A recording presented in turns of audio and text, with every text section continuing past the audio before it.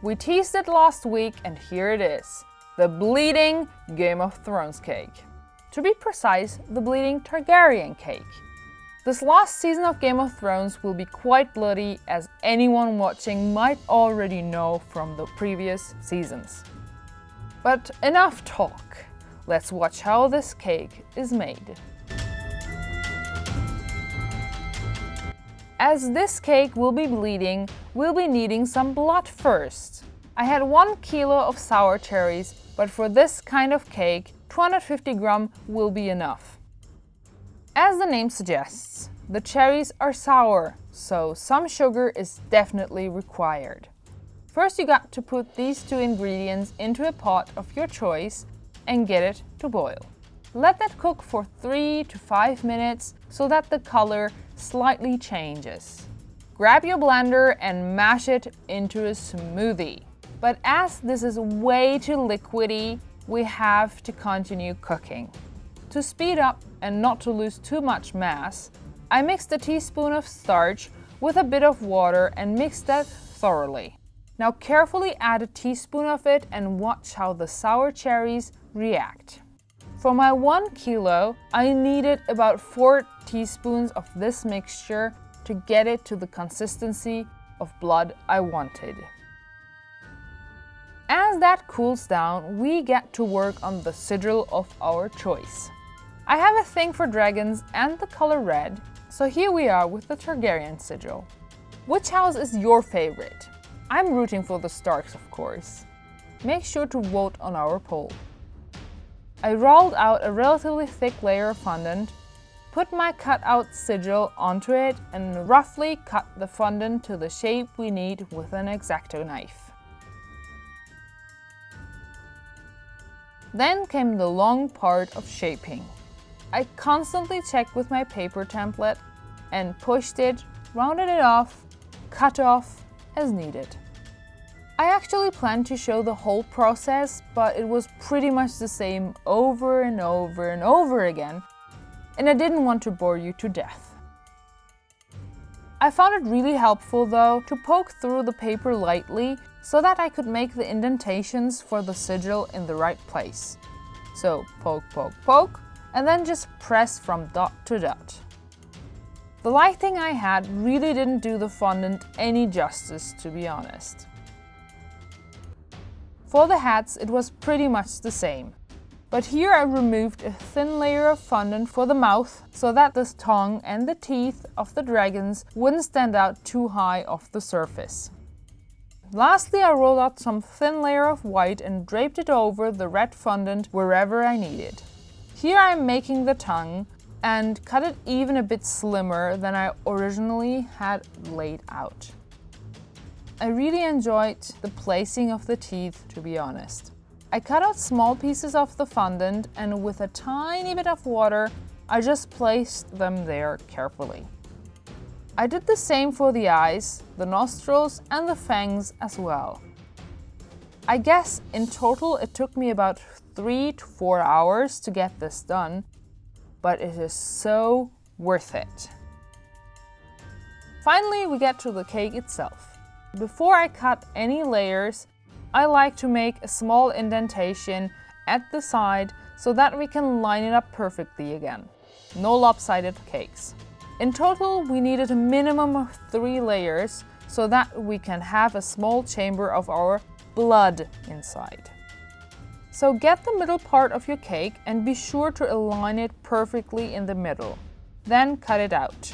I had a tiny baking tin that fitted perfectly for our purposes. So pretty much anything that is round would work here as a template. Then we get the bottom layer of the cake and pour over some simple syrup, or like I like to do, pour some milk over it. I think simple syrup is just way too heavy. Then place something in place of the chamber we are planning. We don't want to have any buttercream there.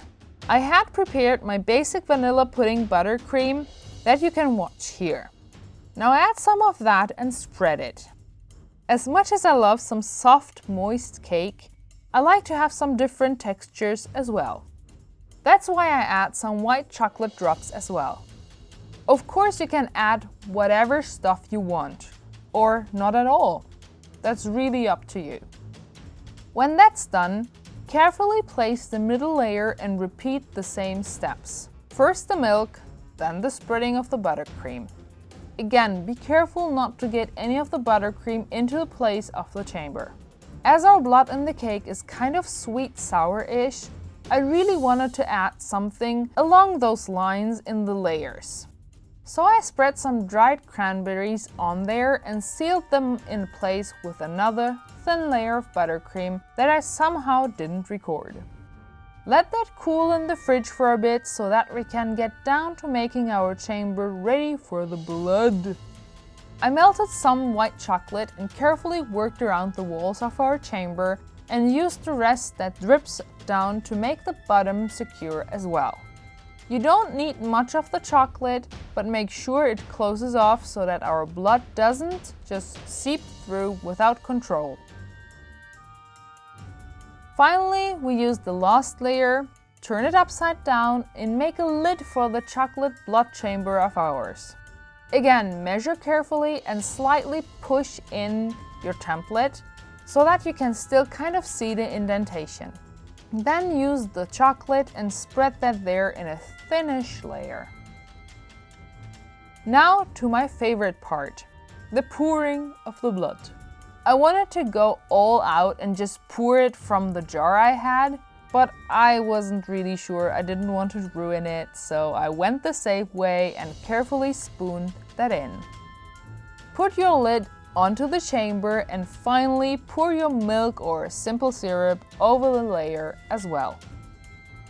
After that, I put on a layer of the pudding cream and let that rest in the fridge for a bit.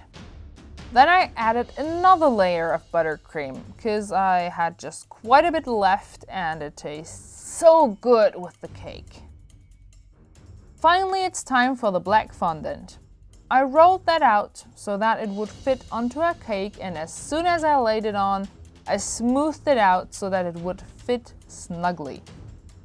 I'm slowly getting the hang of this. I had no tears whatsoever this time. But sadly, I had overused my starch for the rolling out. Or maybe just because it's black? Never mind, I grabbed a bit of lemon extract and made shiny strokes onto the cake as a neat detail. I actually really liked how that turned out. Once that's done, it's time for the sigil to get onto its rightful place, the cake. And I didn't use any water or whatever to attach it as I want to align it just right.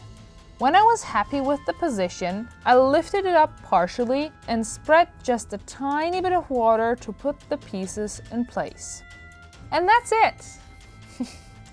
I can't say that with a straight face. No, it took quite a bit to get this done, but it is so worth it.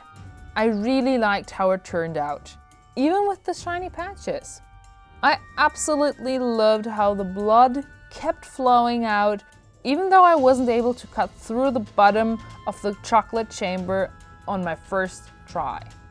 I was just too nervous on how this would turn out, and I just had one cut to present this to you in a proper way.